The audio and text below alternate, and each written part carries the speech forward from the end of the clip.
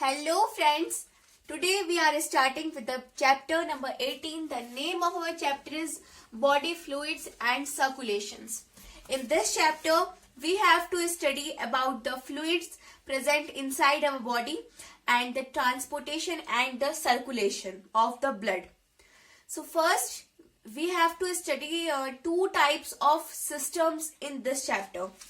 The first system is blood circulatory system, blood circulatory system, and the second type is lymphatic circulatory system, lymphatic circulatory system. In the blood circulatory system, we have to study about blood, and in the lymphatic circulatory system, we have to study about lymph. Lymph is also called as tissue fluid. This is another type of fluid which is present in our body. So, first we will discuss what is blood, what are the components present in blood. So, first, blood circulatory system. Blood circulatory system. Blood circulatory system is also called as closed circulatory system. Closed circulatory system. There are two types of system present in our body. One is closed circulatory system and one is open circulatory system. So closed circulatory system is a type of system in which we are having nerves, vessels, and we are having capillaries.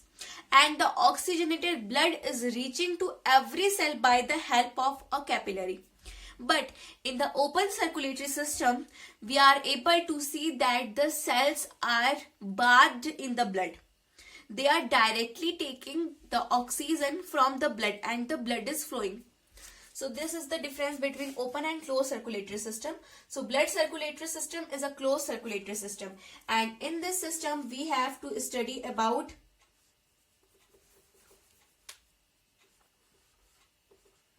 blood and blood vessels, blood vessels, and the pumping organ in our body, the pumping organ in our body, heart. From these three, first we will study about blood. We will discuss about blood. What are the characteristics of blood? First characteristic of blood is a fluid connective tissue. We all know that what is a connective tissue? Connective tissue are those type of tissue which help in the arrangement and the attachment of all organelles and all cells present in our body. So blood is a fluid connective tissue. We all know that blood is a form of liquid. Therefore, it is a type of fluid connective tissue. The second point is 5.5 liter of blood. We should know that in a healthy human being, the amount of blood should be 5 liter to 5.5 liter. If the blood is less than 5 liter, then the person is called as anemic. The third characteristic is blood contains plasma and formed elements.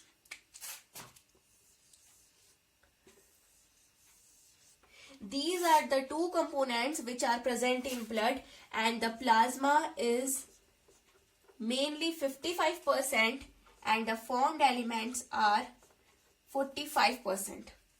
So these two combine together to form blood. And the pH of blood is 7.4, which is slightly alkaline. Means the blood is basic in nature, slightly basic. This is the characteristic of blood. Now we will make a flow chart of plasma and formed element. we will make plasma is nearly 55% and formed element is 45%. Then formed element is further divided into two types.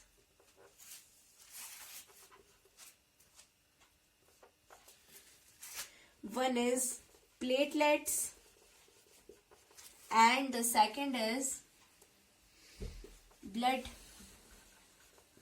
cells. And there are two types of blood cells. Blood cell is further divided into two types. One is RBC and the other is WBC. RBC are also called as leukocytes, red blood cells. Erythrocytes, and WBC is called as leukocytes, which are white blood cells. White blood cells are further divided into two categories, which are granulocytes and agranulocytes. These are the two categories in which white blood cells are divided. Now we will see what is plasma. We will discuss what are proteins present in plasma, and plasma is actually made up of what? Plasma.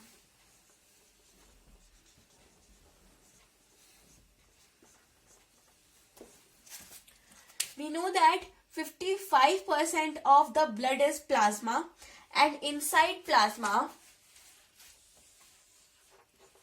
90 to 92% part is water, 6 to 8% part is proteins,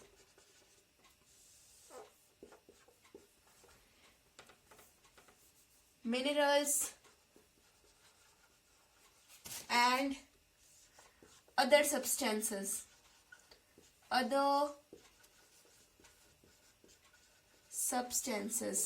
Present inside the plasma.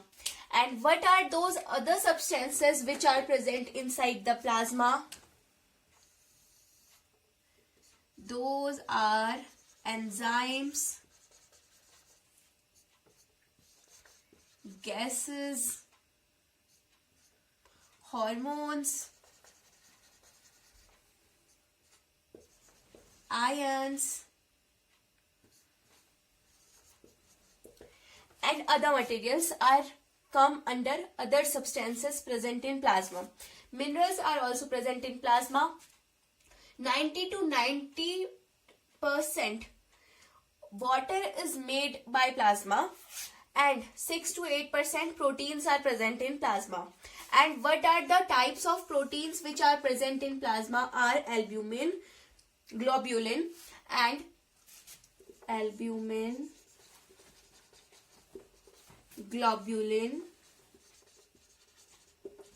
fibrinogen.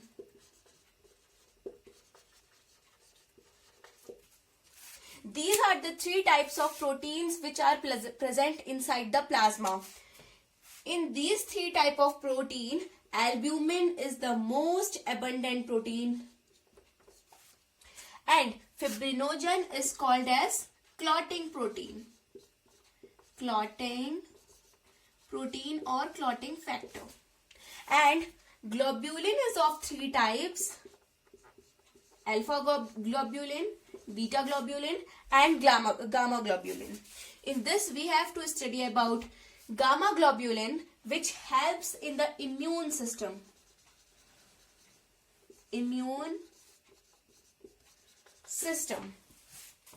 And albumin is the most abundant protein, and albumin help in the maintenance of osmotic balance inside the blood. Maintenance of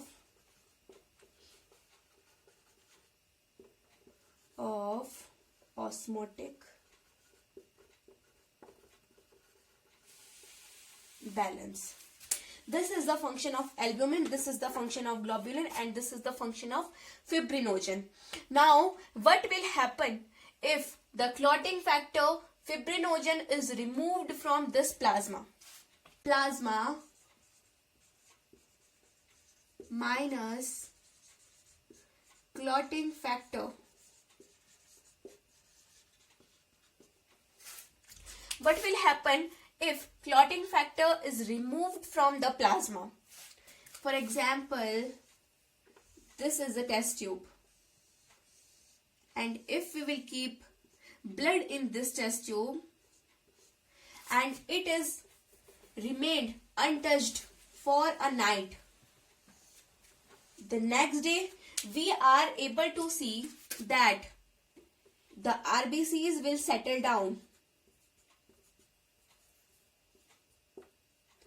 These are the RBC erythrocytes, and we will see that a white color puffed layer is here, and this white color layer is WBC, white blood cells, and the above part, which is yellowish in color, this is called as plasma.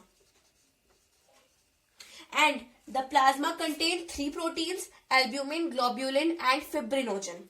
Now we know that fibrinogen is heavy, so fibrinogen will also settle down. And in the same situation,